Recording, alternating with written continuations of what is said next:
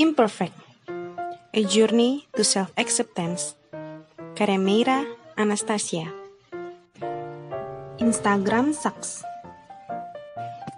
Instagram, Twitter, Facebook, Pet, YouTube, Snapchat.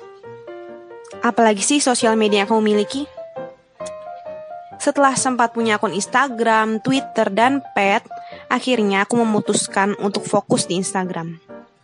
Pertimbangannya, buatku Instagram adalah sosial media yang paling bersahabat untuk di-maintain keberadaannya.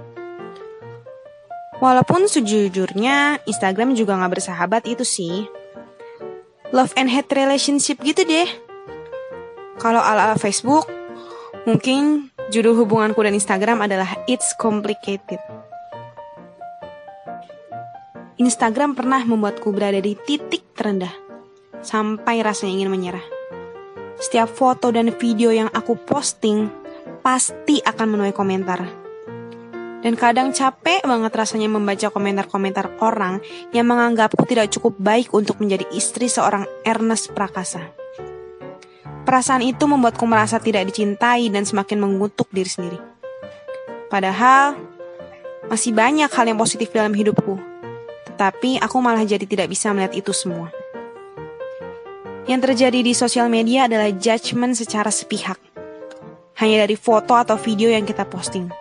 Lalu dihujani dengan komentar-komentar yang menyayat urat nadi. Contoh yang paling membuatku sedih, sekitar 4 tahun lalu aku pernah membaca sebuah komentar di akun Instagram suamiku pada foto kami berdua yang sedang tersenyum bahagia di pantai Kuta, Bali. Seorang follower yang kebetulan seorang perempuan berkomentar, "Ternyata orang ganteng belum tentu istrinya cantik. Oh iya, cue the firework aiming to my heart burn." I was devastated. Sakit banget rasanya baca komentar kayak gitu. Karena itu terjadi saat aku masih sering bercermin dan ngomong sama diriku sendiri. "Mei, kamu gendut banget sih. Lihat deh, paha gede banget. Dada ketarik kayak gravitasi tanpa perlawanan sama sekali. Perut kayak masih berisi bayi. Jijik banget liatnya." Jadi, kalau ada dari kamu yang sempat berpikir, "Ya elah, apaan sih baca komentar kayak gitu aja langsung bete." Mungkin enggak sih, kalau sebenarnya yang perlu diperbaiki adalah sikap orang yang tega menulis komentar seperti itu. Bukan orang yang merasa tersakiti atau sensitif terhadap komentarnya. Karena kita nggak akan pernah tahu perjuangan masing-masing orang. Kalau itu terjadi sekarang, saat aku sudah percaya diri dan punya persepsi positif terhadap tubuhku sendiri, komentar itu mungkin tidak berpengaruh apa-apa. Bagiku, yang sekarang sudah lebih menerima kondisi tubuh dengan segala kekurangan dan kelebihannya, komentar itu hanya akan menjadi sebuah bumbu, seperti cuka yang asam. Karena aku tahu, kadang-kadang cuka perlu dipakai untuk membuat makanan menjadi lebih sedap. Jadi, komen itu tidak akan kutelan bulat-bulat, tapi akan kupakai sebagai alat untuk membuatku menjadi seseorang yang lebih kuat lagi. Tapi, dulu aku boro-boro bisa mikir kayak gitu. Yang ada makin menyalahkan diri sendiri karena gak bisa menjadi istri yang sempurna dan diterima oleh orang lain. Komentar-komentar yang katanya cuma main-main, atau namanya juga bercanda, itu sebenarnya bisa menjadi sangat menyakitkan untuk si penerima. Dan dengan tingkat insecurity yang akut, orang itu bisa semakin menyalahkan diri sendiri. Tuh kan bener gue kayak gentong. Gue emang ngabis-ngabisin oksigen doang di dunia ini. Gak akan ada yang mau sama gue kalau gue gendut. Makanya gue belum punya pacar sampai sekarang. Badan gue kayak triplex, dada gue rata gini. Mana ada cowok yang mau. Jangan pernah menganggap remeh candaan soal fisik. Karena untuk sebagian besar orang itu sangat berpengaruh. Besaran pengaruhnya bisa berbeda-beda. Ada yang cuma mengganggu mood habis baca komentar negatif, jadi kesel, terus kebawa jelek moodnya seharian. Ada juga yang sampai depresi bahkan menyakiti diri sendiri karena merasa terlalu jelek untuk dicintai. Sekali lagi, ini bukan lebay ya. Komentar negatif yang diterima oleh seseorang, apalagi sampai berulang-ulang bisa mengakibatkan depresi. Karena kita tidak akan pernah tahu apa yang sebenarnya ada dalam pikiran orang itu. Kita tidak tahu apa yang menyebabkan seseorang bersedih atau terluka. Yang menurut kita biasa-biasa aja atau lucu. Itu bisa jadi membuat dunia seseorang hancur berantakan, merasa tidak dicintai, dan tidak ingin berada di dunia ini lagi. Berat ya bahasannya. Mulai merasa menyesal gak beli buku ini? Namun, itulah kenyataannya.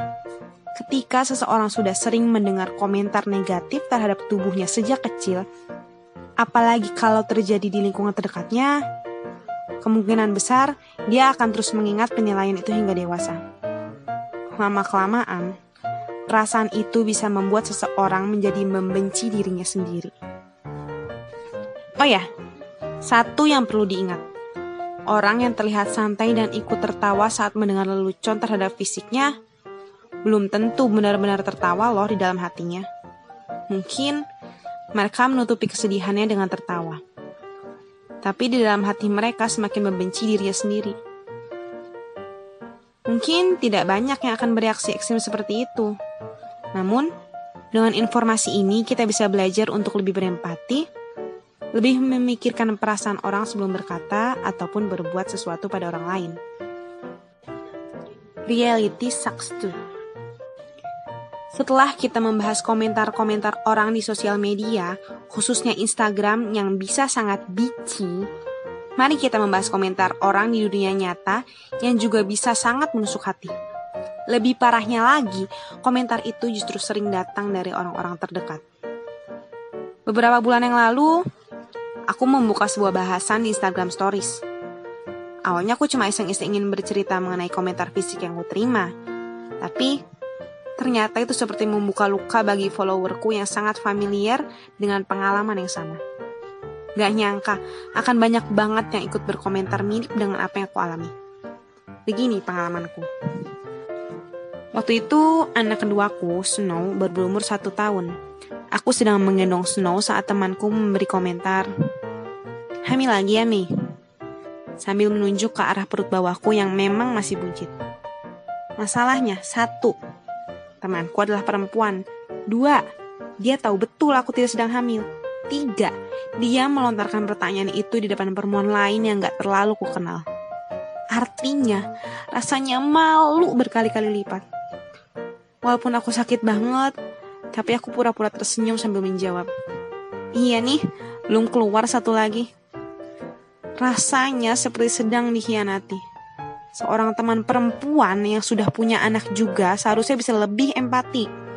Mungkin alasannya melakukan itu adalah, gue sih gak apa-apa diomongin gitu, gak akan gue masukin ke hati.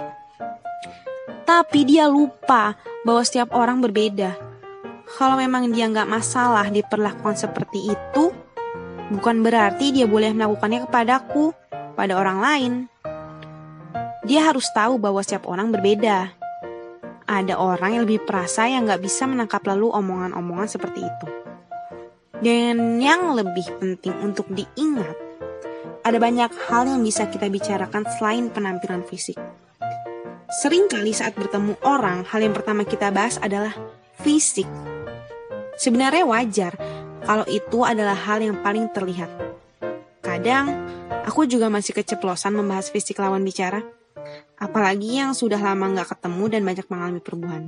Makin gendut, makin kurus, makin hitam, makin cabi, atau jerawatnya makin banyak adalah hal-hal fisik yang memang langsung terlihat hingga gampang sekali dijadikan bahan obrolan.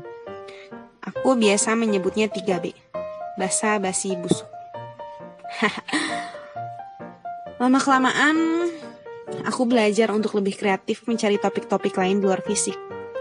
Karena dari basa-basi busuk itu, kita bisa membuat orang jadi kepikiran hal negatif tentang dirinya atau jadi bad mood. Misalnya, kita gak sengaja ketemu teman lama. Terus, hal pertama yang kita komentari adalah, ya ampun, kok kamu gendutan sih? Tadi ketemu gak segendut ini deh perasaan." Kita dengan santainya bisa ngomong kayak gitu. Padahal, mungkin saja dia baru mulai melakukan program diet yang gak kita ketahui. Kebayang gak sih pasti dia akan sedih banget. Padahal, Ada banyak bahasan lain loh, seperti menanyakan kabar keluarga, pekerjaan terakhir, kesehatan, kuliah. Ya intinya lebih kreatif lah.